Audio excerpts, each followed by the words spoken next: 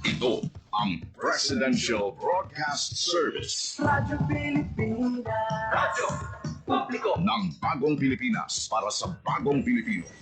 Naghahatid ng mahahalagang balita at impormasyon na guugnay ng pamahalaan sa sambayanan. Tulay sa himpapawid ng serbisyo publiko. Radyo Pilipinas. Radyo Publiko. Ang boses ng Pangulo. Sa Iloilo. Radyo Pilipinas. 585 AM.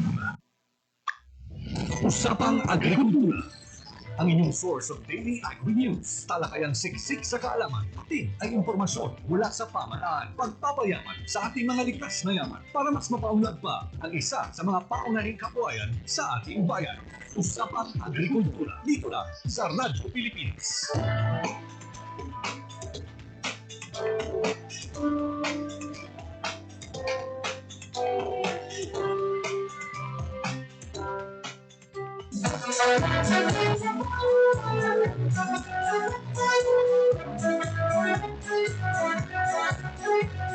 It is common among families, especially in the countryside, to own several hectares of land. Mostly were inherited from the older generation and passed to the later generations. However, as time passes by, only a few of the current generation would have an interest on the vast land they have inherited. When in the early years, the older people are into acquiring vast areas of land, the younger people today would rather work in a rented space to earn a living. This is the case of husband and wife Jose Roy Dipon, a seaman by profession, and attorney Emeline Arboleda Dipon, a former Capiz Penro and the founder of the Tree Huggers Movement Incorporated, who owned a few hectares of land but would eventually buy the portions owned by their immediate families. They were able to acquire a total of 20 hectares of land. The problem, however, most of these lands used to be sugarcane and corn plantations. These are lands with no existing trees and other vegetation, as required by the prior crops. Seeing the sorry state of the land, they decided to start planting it with fruit trees, and with the help of a friend who offered them seedlings of cacao trees under a pay-later scheme, they made the first step of what is now a plantation of more than 3,500 fruit-bearing cacao trees, covering at least 4 hectares of land, and the planting continues today. They have also started planting other fruit-bearing trees.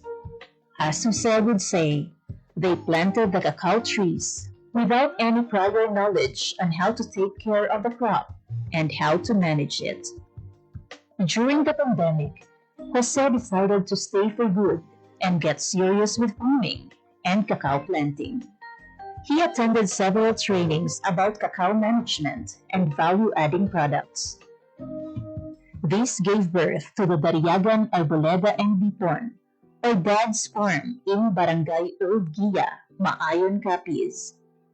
He encouraged his immediate families, who also own lands, to plant cacao trees, and the farm workers in the farm are his relatives, giving them the opportunity to earn income without staying away from their families.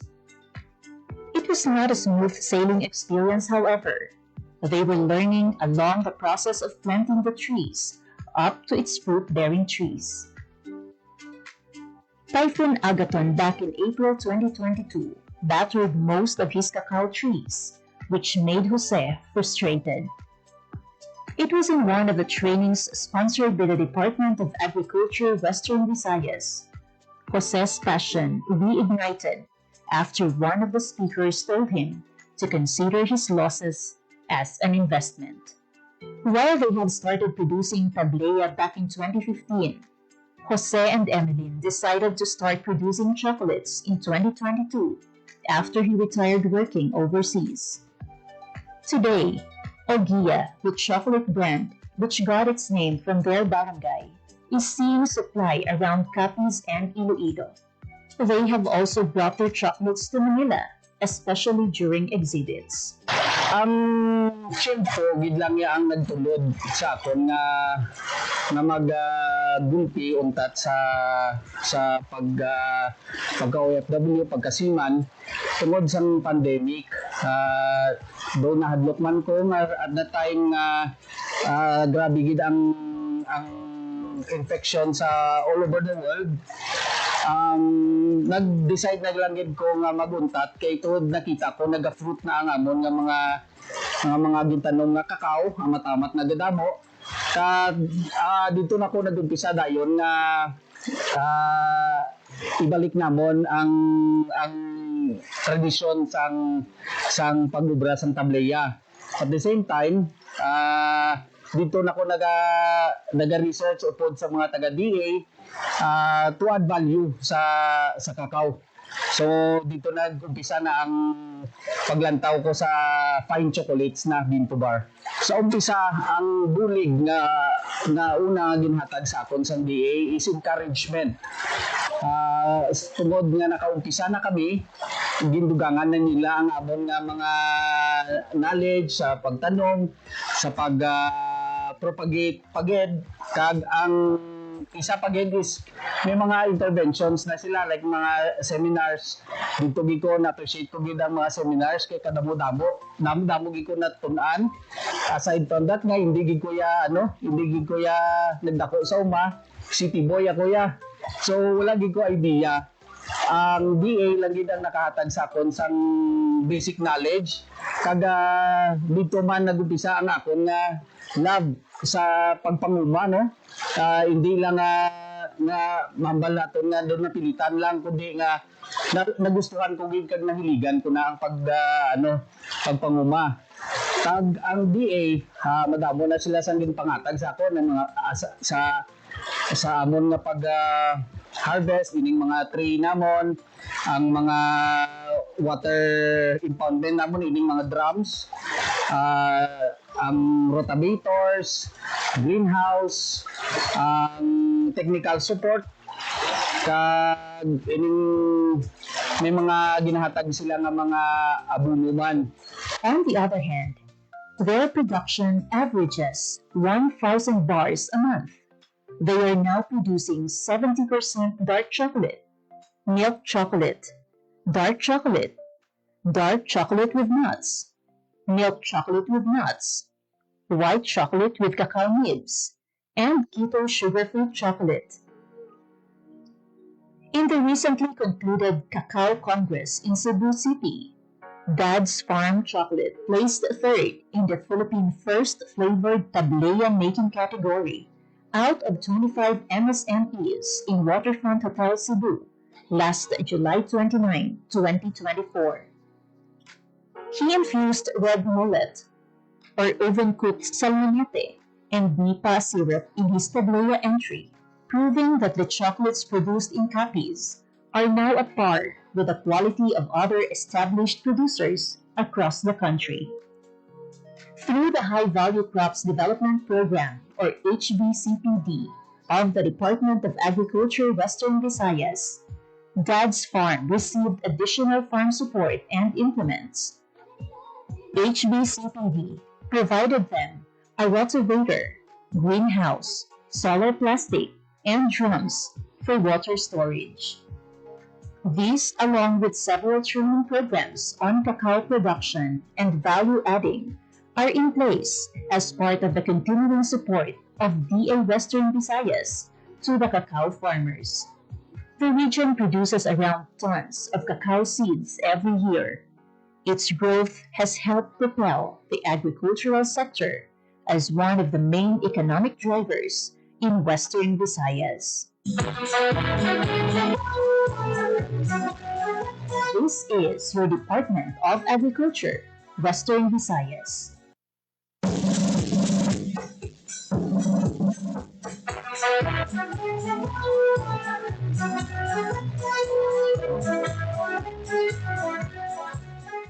Maayong aga sa aton tanan ng mga tagpalamati sa aton ng mga tumalanaw over Facebook Live and our through frequency sa aton radio station.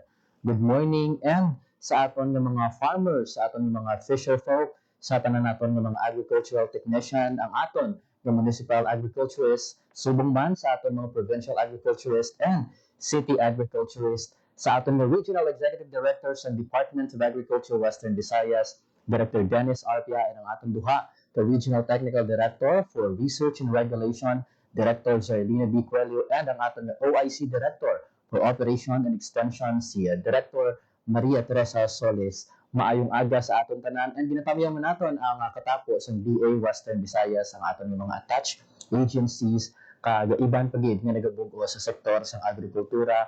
Isa ka maayad nga aga sa aton tanan. Subong adlaw panibago nga episode, isa na naman ka information ang aton nga ipalabot sa aton nga mga tagpalamati sa aton nga mga stakeholders, especially sa aton nga mga kauturan nga nagahuto sa mga kasapatan sa aton nga livestock industry. Mangin mapinuslanon gid kag madinungahon ining episode, it's because mangin kaupod naton ang next in rank veterinary quarantine officer sa Bureau of Animal Industry, si Dr. John Orwell C. Hilario. Subong man makaupod naton ang veterinary quarantine officer sa Veterinary Quarantine Station 6, si Dr. Pearl Joy B. Herawa. Maayong aga sa aton tanan duha. Pagtanamiya sa aton mga listeners. Yes, sir. Good morning.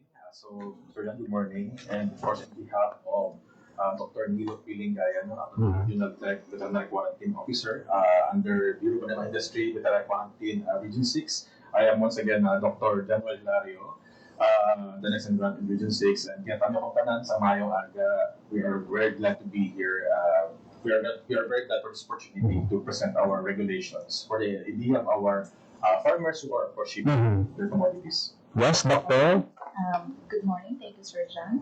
Kag thank you gid sa taga-DA sa paghatag sa kahigayonan sa amon sa bunga-aga nga mai-share man namon ang mga regulations namon sa Bureau of Animal Industry Veterinary Quarantine Services Station 6 and mayong aga man sa tanan nato nga mga pagpalamti sa bunga-aga. Yes, istorya natin sa mga bot yung ginatawag natin nga local shipping permit o kanang online sa Bureau of Animal Industry sa unang natin na pamangkot.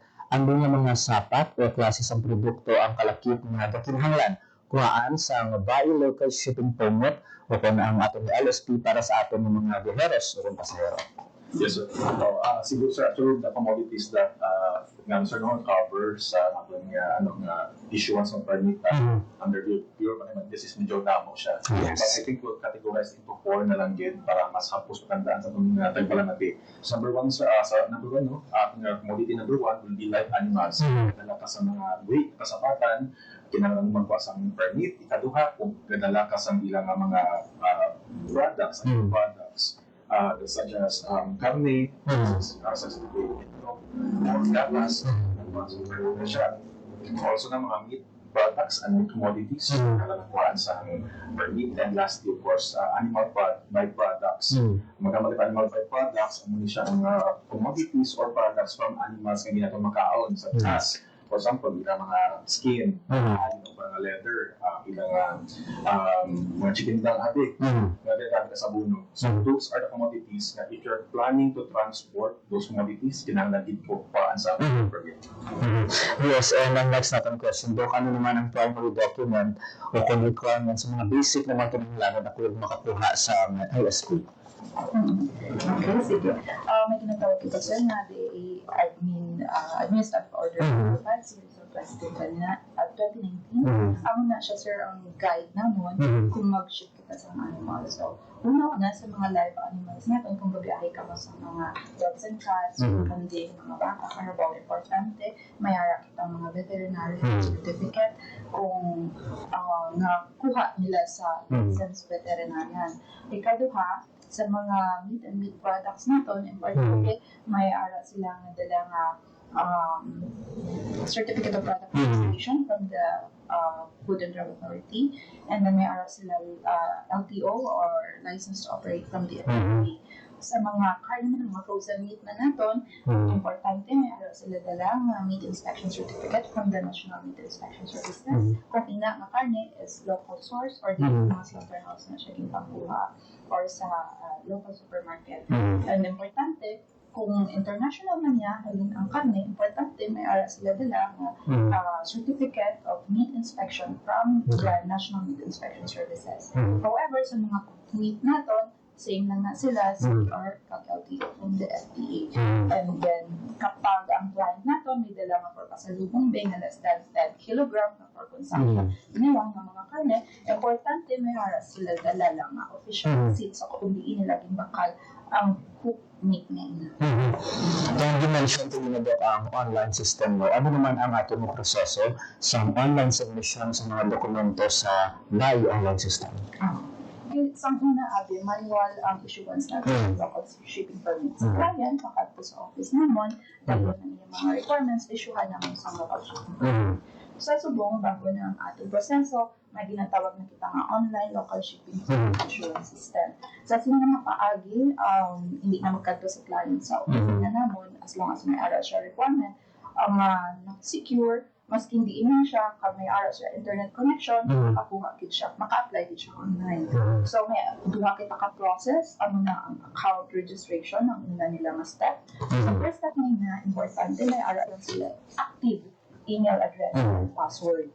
So, mag-login lang sila sa nbqsd.bai.gov.ph. I-fill in lang nila ang mga basic information, send. Ang next step sila is ma-send na si BAI, account confirmation. So, i-check ni client ang ila inbox sa ila email or sa spam nila. Dira na ang ma-click ang confirmation hindi padala ni BAI. So, once confirmed ang email, username, and password, ang third step na is ang application process.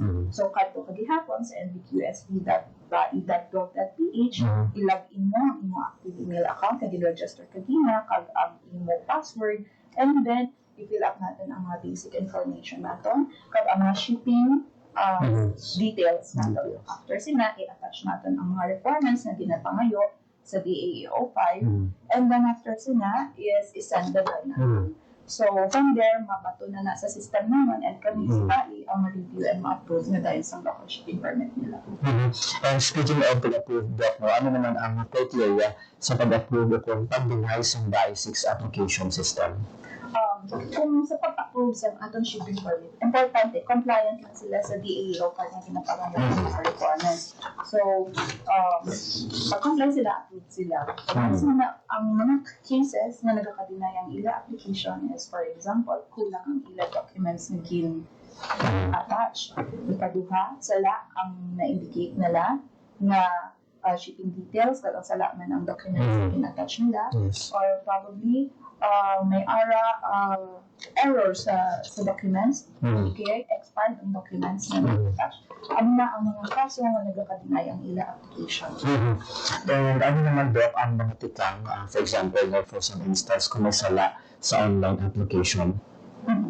So, once mabato na sa among application na pag-review naman, and nakita naman na may ara sila sala sa ila application, automatic, may tinatawag na return to sender. Ang application, mabalik kay client, and then may comments na siya sa BAI. So, for example, nag-ship kami sa dog, and then sa documents mo wala mo ma-attach ang veterinary health certificate at ang vaccination record niya, ma-comment lang dito si BAI, please attach your veterinary health certificate or the vaccination record.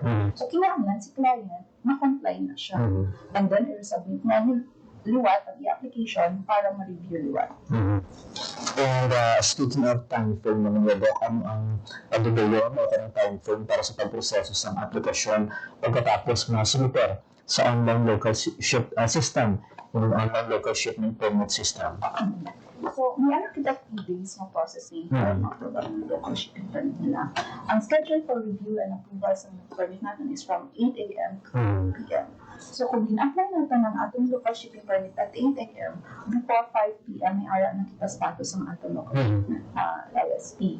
So, si client, importante, ma-refresh niya yung portal para ma-check niya from time to time kung anong updates ang inyong local shipping permit.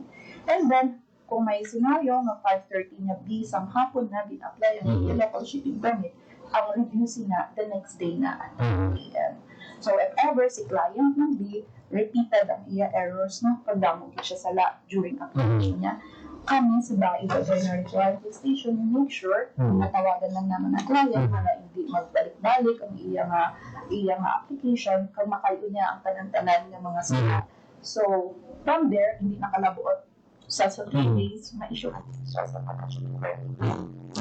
Ang sa atin mga tagpalamatibok, paano naman sila makakuha sa permit number o kung reference code para doon gamiton sa port o terminal. So, upon application of clients, ang reference code or ang permit number, automatic na siya gina-generate ni BAI sa system nila. So, ang ani na permit number, ang muna naman ni ang maging basihan sa mga veterinary quarantine inspectors natin sa tanan nga airports, kag seaports, nga pag-aagyan sa ilang treatment. Kadang ina, i-make sure dira na ang basihan kung ang ina na permit is legit or hindi fake or hindi siya recycled. And once again, sa atong mga tagpalamatiwa, listening sa atong mga personnel from the Bureau of Animal Industry. And sa next natin na question, Doc, speaking of reference code, na-mention natin kung ang permit number, ano naman ang dapat ihatag sa border control officer sa airport o kung puerto pag-abot, especially when we are talking about mga papeles, mga reference code o kung mga QR code. Okay. So, for example, si client, na-approve na yung permit na, makabiyasa na siya. So, sa kanya ng airport officials na agyan niya, kinangan i-present niya ang printed na local shipping permit na issued by BAI, and then ang mga attached documents. So, ang kinanglan na kapag veterinary health certificate, kinanglan original din na siya. Ang mga meat inspection certificate, certificate of meat inspection, kinanglan original na. Ang mga handler's license, ang mga livestock handler's license, transport carrier, pwede o ang mga other documents, pwede kahit photocopy na lang. And marami na ba bayad para sa pagkuha sa mga permit online kung paano yung bayaran? Okay. So, ang pakatandaan nyo doon, ang BAI local shipping permit is free na siya, wala na siya bayad. Paano naman masunod, Doc, ang mga security protocols kang data privacy naman niya sa pag-upload sa nakabog natin mga sensitive na information? Okay?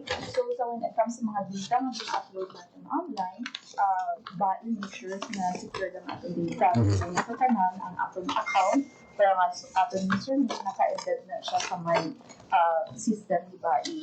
And then, si BAI, wala na siya gagamit sa mga open source na may Microsoft.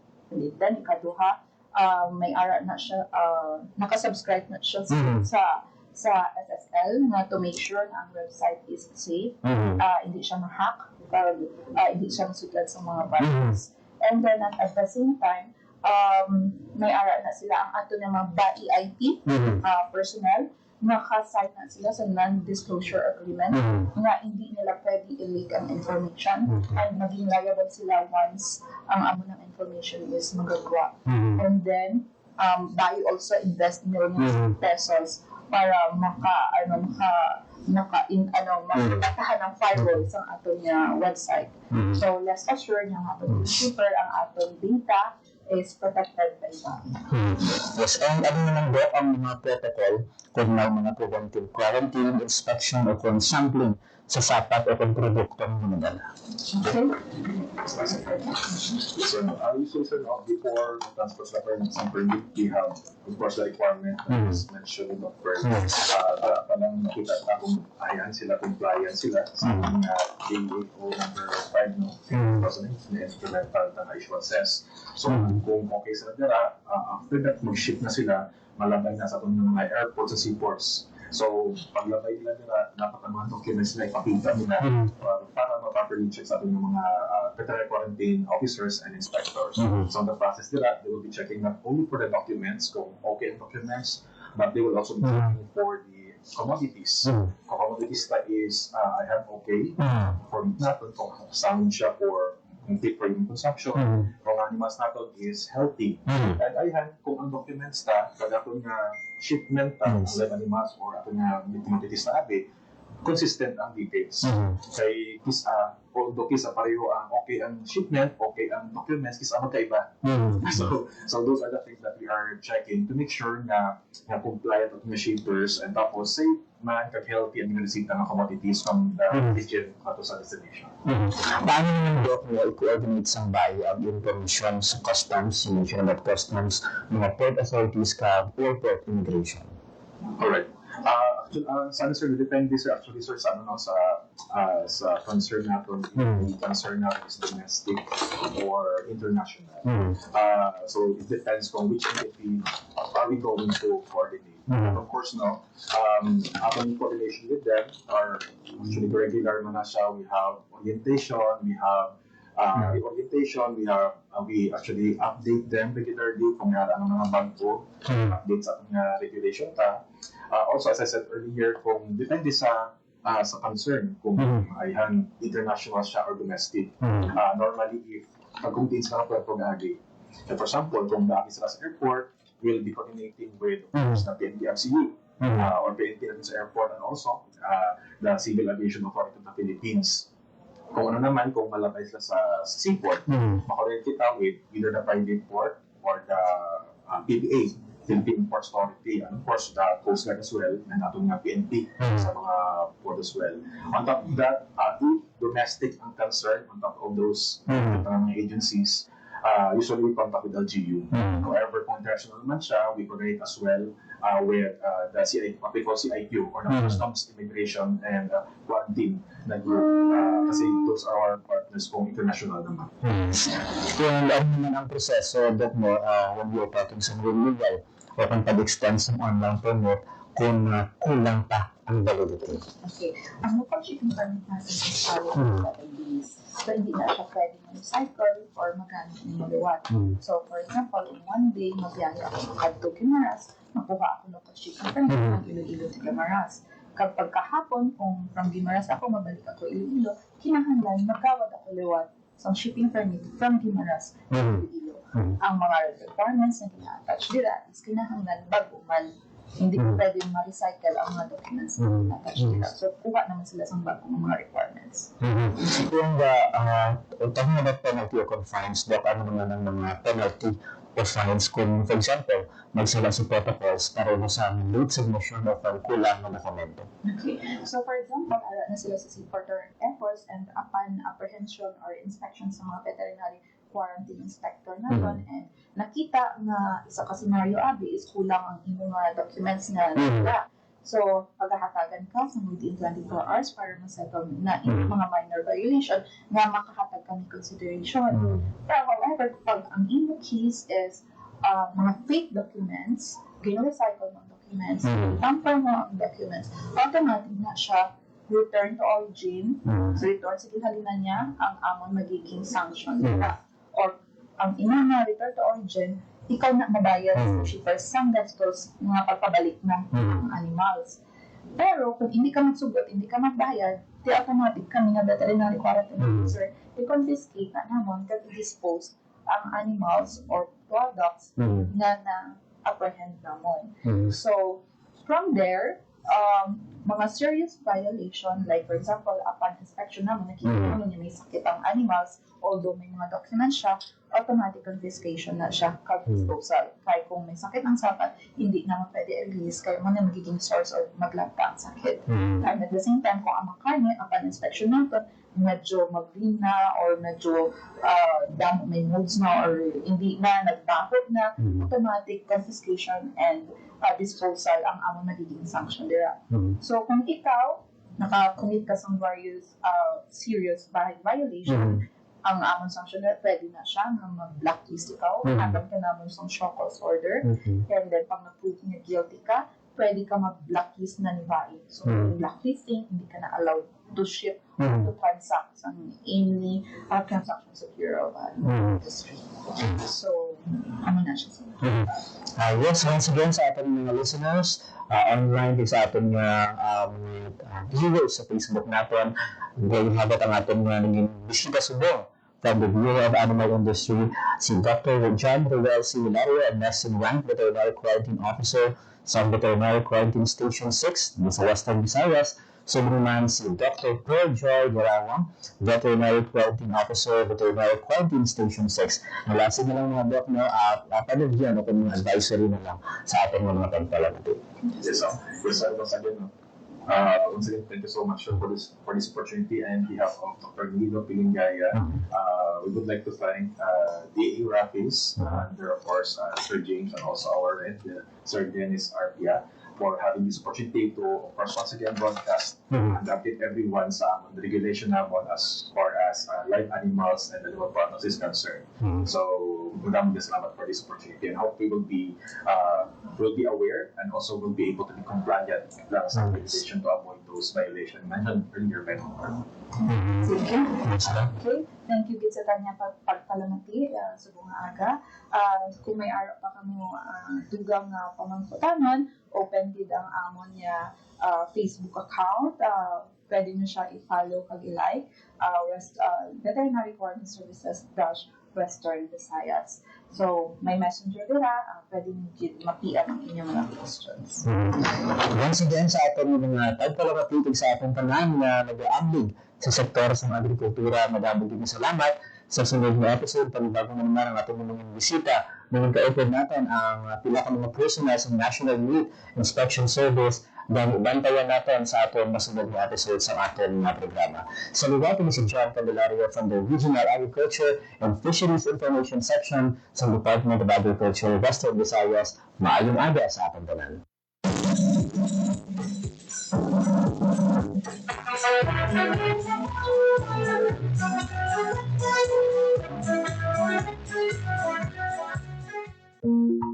There was a time when calamansi ruled the orchards of Guimaras. Its scent, its promise, its profit. But as years passed, the trees bore fewer fruits. Pests, aging groves, and changing markets slowly pushed this once booming industry into the background. For decades, calamansi farming was a way of life in Guimaras.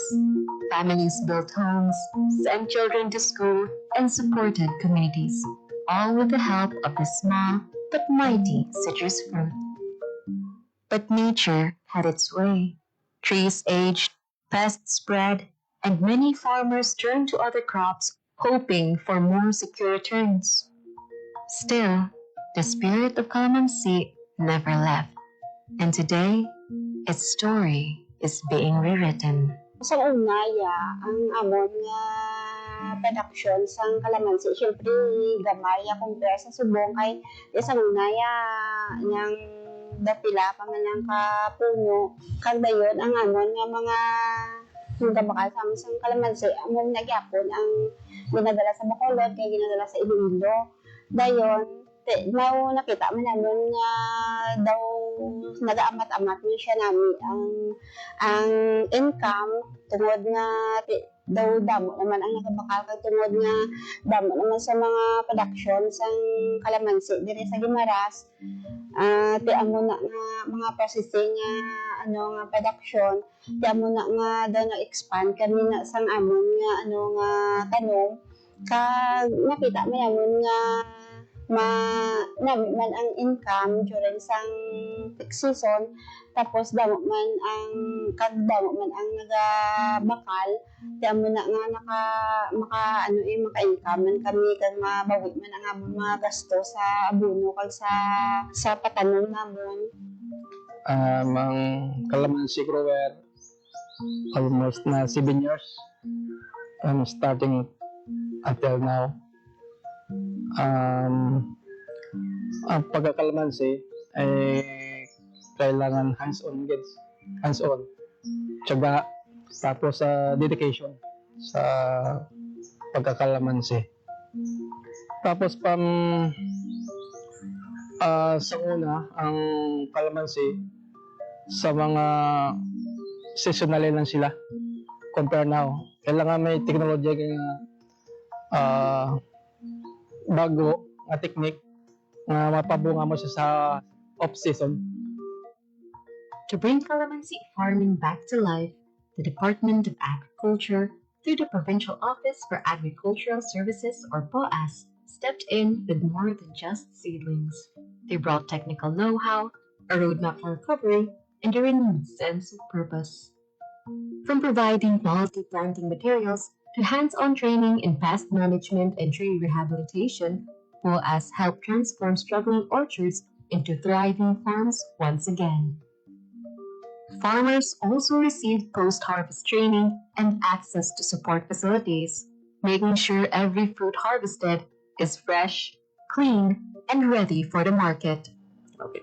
Now, for the specific intervention sa calamansi industry sa probinsya sa Guimaras, the Provincial Office for Agricultural Services is crafting a roadmap dated 2025 to 2029. Now, this roadmap will give the direction sa aton nga calamansi industry sa probinsya by identifying the challenges and what would be the specific intervention would become up. So we conduct focus group discussion with the calamansi growers para nga sa ila mismo magahalin kung ano bala ang problema, ano ang ugat sang problema nila, kag amo na siya ang hatagan sang solusyon sang probinsya sang Guimaras. But no intervention works without the hands and hearts of farmers. They are the real drivers of revival. Working together through cooperatives, they embraced better practices. Their dedication is now bearing fruit. Si GBMPC nakabuligid sa calamansi farmers ang Guimaras paagi sa pag-extend sang loan para nga ma-avail sa mga members sa maintenance sa ilang mga calamansi plantation kag nahatagan man sila access sa market na kung sa diin may kita weekly nga cluster scheduling para sa baligya sang ilang mga fresh calamansi sa kay GBMPC. Today, Guimaras farmers are doing more than just selling fresh calamansi. They're creating value. Juices, concentrates, and a variety of delicious delicacies are now part of their product lines.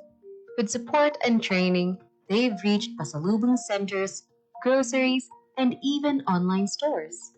Farming has become agribusiness.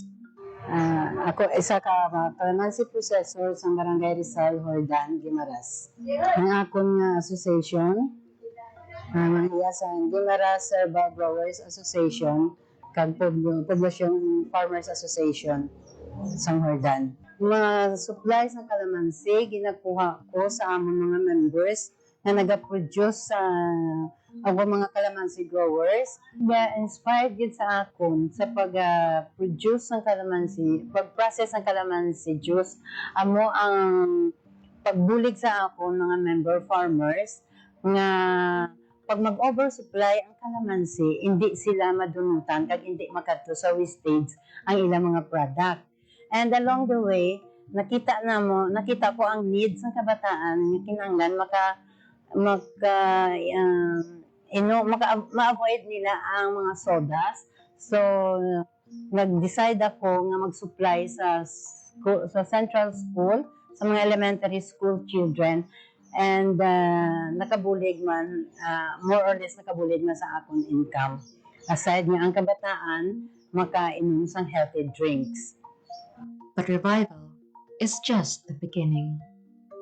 To keep the momentum, the Department of Agriculture and POAS continues to lead the way, helping farmers integrate calamansi into diversified farms, improving nursery operations, and strengthening market access. It's a long-term vision of sustainability, where tradition meets innovation and every orchard becomes a livelihood for generations. So, in terms of the challenges in the low yield production in calamansi industry in the province, the provincial government procured a farm production inputs like the organic and inorganic fertilizer. So, pag ma-identify na namon si farmer, we're going to go mag-visit sang ilang farm, i-assess namon kung ano ang really nga needs nila. Tapos dira kami maghatag sa amon nga specific nga intervention based on the actual scenario sa ilang farm. Through POAS, may ara kami sang naka-reserve nga buffer stocks of the pesticide and insecticide. So, ang himuon ng ni farmer is mag-submit siya sang report nga may infestation sang specific nga peste sa iyang kalamansi, and then ang POAS is magakadto sa ilang farm ka maghatag sang nagakaigo nga technology upod na ang mga pesticide and insecticide. Limited market access.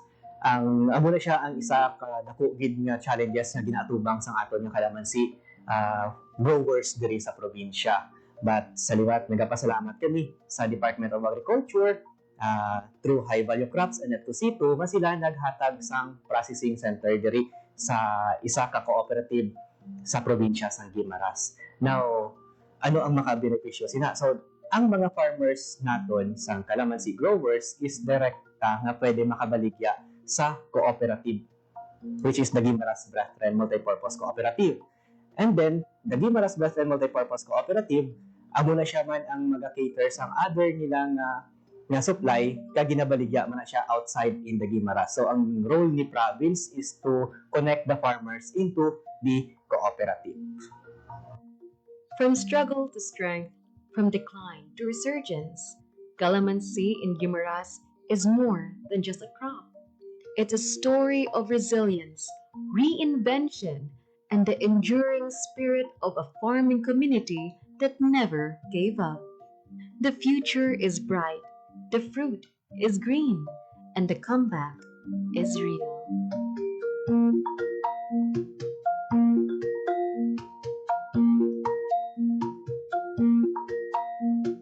Development. So now there's an integration not only on the agriculture part but also the environment. So that's really one thing when I look at the SLRMA project. That's one thing that attracts me because I know that this is not just a one-shot deal project. No? So apart from the 5 years, I know because it also has a research and development component, and the LGU is visibly and is really serious about this project, and I think it's just rightful that the LGU also should be serious about this project.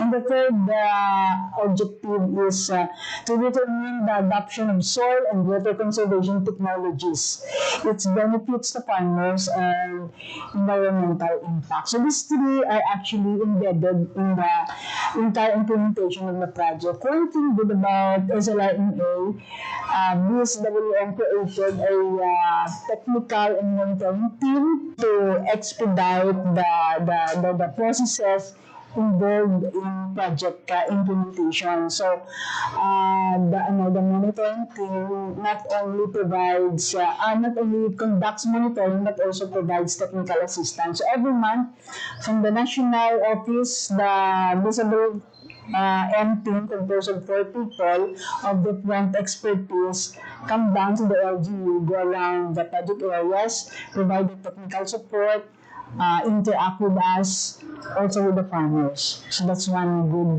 practice of this project. Nakakuha ng pondo na umaabot sa 12 million pesos mula sa Department of Agriculture, Bureau of Soils and Water Management at mula sa Department of Agriculture National Corn Program at naging instrumento sa pagpapabilis ng implementasyon ng proyektong research and development sa mga bukirin ng mga magsasaka. Sa unang taon ng implementasyon, mayroong 13 magsasaka na nakipagtulungan na may kabuuang 20 ektarya ng lupa mula sa barangay Agkokok. Sa dulo ng taon, lumawak ito sa parehong barangay nang madagdagan pa ng 23 magsasakang nakipagtulungan na may kabuuang 21 ektarya. Kabuuang 41 ektarya para sa barangay Agkokok lamang. Yung bago po dumating yung CRM dito, sa amin dito, nagmamais na kami dati bago dumating yung project. Kaso lang, yun lang talaga, makikita mo sa mga area namin, mais lang talaga, lahat. Wala ka nang iba makikita sa area. Tapos, siyempre, hindi din namin alam yung about sa mga tinatawag nilang contouring. Ado si ano sila pa malok. Isang oras, haray. Mais. Dapat lang na sa umana, mais. Mga dagmay, mga baliw. Ang panawagan na sa nagkapunso na mga ayot mo, bulu ka panda. Kaya mo dahil nangyari sa kanya. Kaya nabilik sa sunay, kung makapag-doktor doon. Ano dahil buling na sa pagkabuhay namin. Kaya kung may mga rinig sa sandawa, siya mo pinigaan ito. Ang training niya na, ang tok nito sa mga art, ang kuko, ang film. Hindi niyan naman ito. Bilang nakita mo mula yung mga tanong iba tuya ka. No, sundan ni mo ay kita mo. May lapad-lapad mga tanong ito sa akin. Ano daga niya, pag-alturang Santos, na tandaan ko doon, mga ginagturan namin ito, na makabuligid ka mo ito mga tanong nanda. Kaya gusto ko ka, is good na anda mo. Ang presada sa video karon, na lain gawa, sunod pa. Buligan kami sa pagtulog ba? Sa una, mga tanong, mga sabon, mga kukulangan dyan. Pero karon may mga prutas yung tanong, mga pinya, sabon doon, maridad doon sa amin. So, nag-anwad mo isika mo, mo tanong, naglugan. Nakikita mo ba na ang inyong kinaalam na gintudlo sa inyo sa karon makabulig ini siya o hindi ini siya makabulig sa mga para sa inyo? Makabulig ya. Makabulig.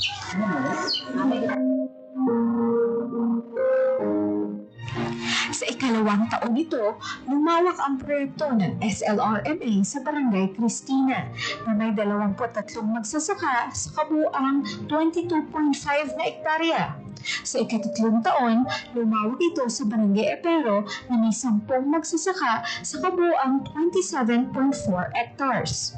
Sa ika-4 na taon, nagsagawa ang proyekto sa Barangay Candelaria na may 16 na magsasakang nakipagtulungan na may 20 hektarya. Sa kabuuan, 85 magsasaka ang nakipagtulungan na sumasaklaw sa 110.4 na hektarya.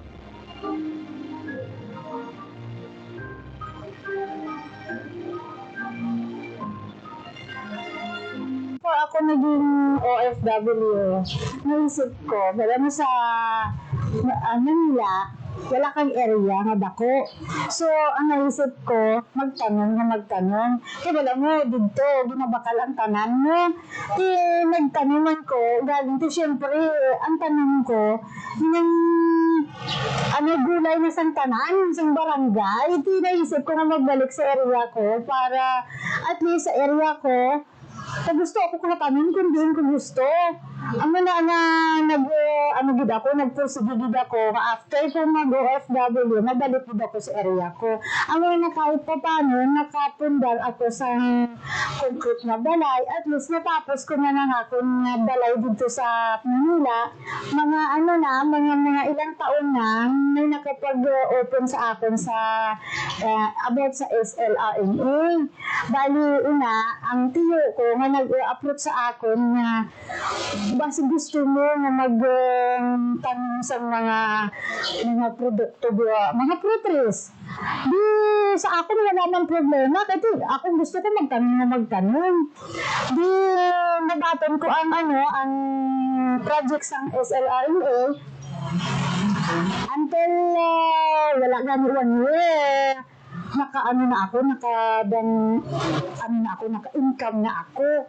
Actually, ang na-income ko, dako na sa na ibibig sa akin sa mga kinawala sa balay, sa mga needs namin, sa mga bata.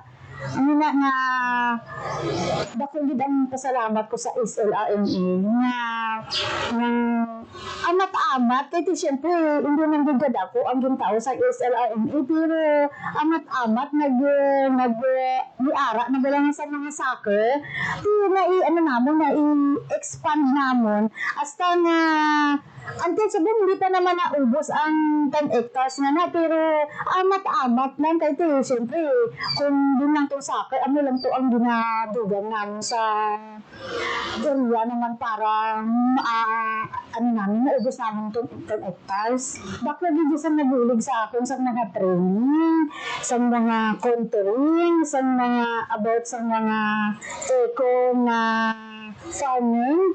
Bakit hindi? Actually, sa processing sa aming mga seminar, nakaano kami sa processing sa mga prutas, about sa paghimo sa chocolate, from cacao fruits, saging to banana chips, tapos sa kalamansi, to juice. Dako dito sa naibulig kay actually gina-adapt ko, kaya ginahimo ko dito para sa mga bata, dako na bilid. Ang sa isa lang, yung na tublo din sa akon, about sa contouring, kung gaano kalayo, kung paano nagtanong, paano mo maalagaan ng isang puno, like banana, dako din na naibulig sa akon, kung saan mo kwaon ng soccer, saan gaano kadako, pila ka bulan ang sang saging, dako bigaya. Kaya nga gusto ko kung may pagkakataon na gusto ko ibulig ko sa iba ang kaalangan ko nga. Willing ako na magtao sa kaalangan ko nga natutunan ko sa SLRMA. Dapat ko na niyang gintudlo sa inyo. Dapat hindi mo na nga sa isip at sa puso mo dapat para sa ulihi i-apply mo sa inyo nga pangabuhi nga kung ano yung natutunan mo sa gintudlo sa SLRMA. Ang contouring ay isang matagal ng epektibong pamamaraan sa pagsasaka. Ito ay tumutulong sa pagprotekta ng lupa laban sa pagkaubos at pagkaguho. Ang proyektong SLRMA ay nakatuon din sa pagbibigay ng mga farm inputs para sa produksyon ng mga magsasaka. Layunin ng proyekto na itaas ang kalagayan ng ekonomiya ng munisipalidad, bawasan ang pagkadepende sa monocropping at itaguyod ang pangangalaga ng kalikasan sa mga magsasaka ng tapas kapis. Sa unang taon kasi, syempre medyo dagdag sa konting oras, trabaho kasi gumagawa ka ng content para bago sa pagpa-farm kasi may contour na tsaka may konting diferensya na sa kinikita mo sa pagmamais po. Mga 1 year ma'am, may konting diferensya na po. Ang pagbabago sa mga siguro nakikita ko sa pangalawang taon na. Ang una kong inaamin sa kunto ko is pineapple. Pineapple kasi ang nakita ko doon, malaking bagay po na sa pineapple ko nakapag po ako ng 15,000. Sunod doon, sa banana, medyo lumaki ang medyo may ka-diferensya konti sa mais, pero pagdating naman sa banana, nabawi po yun. Parang, kumbaga, another income po. Malaki. So, first na, ko po, nasa 10,000 po yun. Marami na rin kami mga trainings na So, ang naitulong nun sa akin, sa training, mga trainings, kung paano mag-manage ng farm, tsaka hindi mo sabihin na ang dahil doon sa project, tsaka tulong ng gobyerno, mahirap sabihin na wala kang free. Malaki siguro, tsaka sabihin ko sa iyo na ma'am na ang naitulong ng project sa akin mula sa simula hanggang sa ngayon ng project namin. Yun na po, yung bahay ko na yan, nakapagtatayo. Malaking naitulog sa akin ng project nun kasi siyempre kung ibase mo lang sa pagsasaka tsaka sa income ng teacher, hindi ko makapagpatayo ng ganyang kalaking bahay.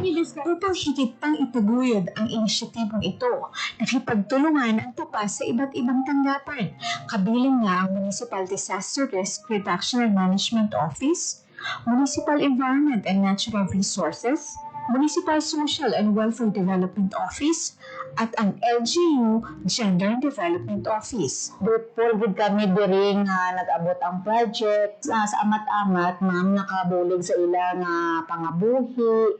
Makita na namon subong ang ilang nga sitwasyon sa amat-amat ilang balay nga gaarasinso. Kay gabis man nami ma'am sa testimonya sang amon nga farmer mo kay kada isa gina-interview namon. Nag-visit gina namon sila ma'am weekly. Ang amon nga BSWM monthly. So makita gyud namon ma'am ang improvement sa amon nga mga ka-operator. Isa sa mga mahalagang resulta ng proyekto ay ang pangpapaunlad ng bayanihan spirit sa mga magsasaka na hipagtulungan. Well, first of all, ako nagpapasalamat sa attached agency ng Department of Agriculture, which is yung Bureau of Soil Water Management. And they've been here for almost about 5 years. They're coming back and forth. And they are the one, and I've been telling them to help our farmers. And after so many times of introduction nito at saka dissemination of information sa kanila, nakita nila na dapat itong tingnan kung talagang bagay sa kanila.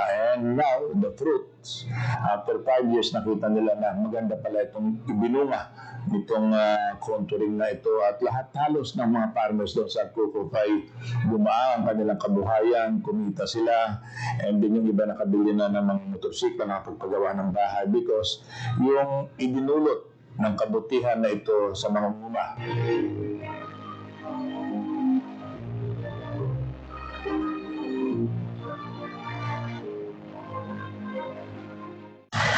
Malaki po ang pasasalamat ko sa mga taga-BSWM department. Dahil po doon sa protein mo po, malaki pong tulong at saka pagbabago ng pamumuhay namin mag-asawa. Gaya ng dyan, kung nakikita niyo sa akin, maliit lang yung dyan naman, yung pinapakita ko sa inyo, maliit lang yun, nasa 0.4 lang yan. Pero ang income niyan sa isang taon, sasabihin ko siya, mahigit mga 50,000 yan. Ang income niyan. Maliit na nga yan, kasi ano yan eh, kumbaga integrated talaga. May kalamansi, saging, kakao, mais, may mga talong, may mga ano din yan. Basta marami po yan, ma'am. Malaki talagang pasasalamat ko sa taga-BSWM dahil sa mga trainings na pinarating nila kasi dahil doon marami kaming natutunan, lalo-lalo na ako. Ako, ma'am, lahat na trainings ko, na-apply ko yun. Lalo lang yung mga pumunta kami sa ibang lugar para lang mag-observe. Makita yung mga kung anong klase ang pagiging farmer doon sa isang pagsasaka doon sa ibang lugar. Ay na-absorb ko yun tapos ina-apply ko sa sarili ko. Kaya sabi ko din, may pangarap din ako na sana gusto ko rin sana lahat na farmer sundin at gagayahin yung project ng machine learning, lalong-lalo na dito sa atin. Pag ganito, kahit konting area lang, kahit hindi umabot ng 1 hektar, sigurado ako pag ganito ang gagawin ng isang farmer sa farm nila, sigurado ako malaking maitulong nun sa hanap buhay talaga. Ang bayan ng Tapas ay patungo na sa pagiging isang bayan na kilala sa produksyon ng organikong agrikultura. Isang positibong hakbang patungo sa sustainable at environmentally friendly na pamamaraan ng pagsasaka. And from day one ako po, sabi ko, let's organize yung Barangay Farmers Association sa 58 barangays. Yan kagad ang inuna ko. Now, let's organize that because that is the key important for us to give them the complete and reliable information about what is needed sa kanilang lupa. Madalas kami nakikipag-meeting, kaya pinakausap ko itong mga farmers. At ako nagpapasalamat din sa mga ayudang itinutulong sa amin ng Department of Agriculture. Okay? At ito ay isa ring paraan na makatulong din sa kanila. But sometimes, sabi ko nga, if it's possible na yung tulong na ibinababa sa amin dito, pinakamaganda niyan kung mag-uusap-usap muna tayo rito at malaman kung ano ba talaga ang kinakailangan namin dito. And sinasabi ko ito dahil mahal ko talaga ang mga farmers. Okay? Ito ang kabuhayan namin dito sa munisipalidad ng Tapas. Halos lahat dito ang alam na hanap buhay ay yung pagtatanim Okay? At dito ko ibinubuhos ang aking nalalaman at pasalamat ako at nandiyan yung aking mga empleyado na sa Department of Agriculture na hindi sumusurrender in spite of the fact na yung terrain namin dito ay napakahirap. The weather is another one. Unpredictable ang weather dito. And yet, nakikita nyo naman siguro ang resulta na from nothing, we were able to develop something. Okay?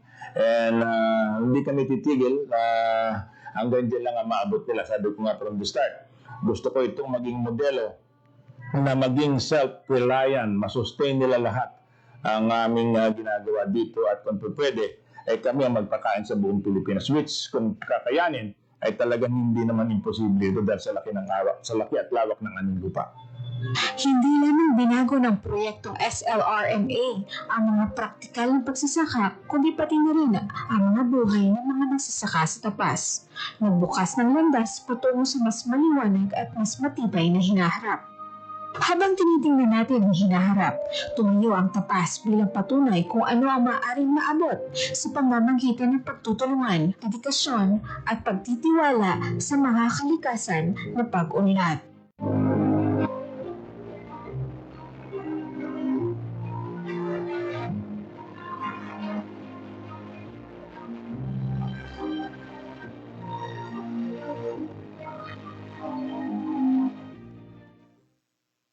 Hatid ay balita, impormasyon at sari-saring kaalaman tungkol sa sektor ng agrikultura sa ating bayan. Usapang Agrikultura kasama ang Department of Agriculture. Alamin ang mga hakbang ng administrasyon para mas mapaunlad pa ang iba't ibang industriya agrikultural at pakinggan ang mga proyektong handog sa mamamayan upang mapalago ang kanilang mga kabuhayan. Usapang Agrikultura, Lunes hanggang Biyernes, alas 5 ng umaga, dito lang sa Radyo Pilipinas.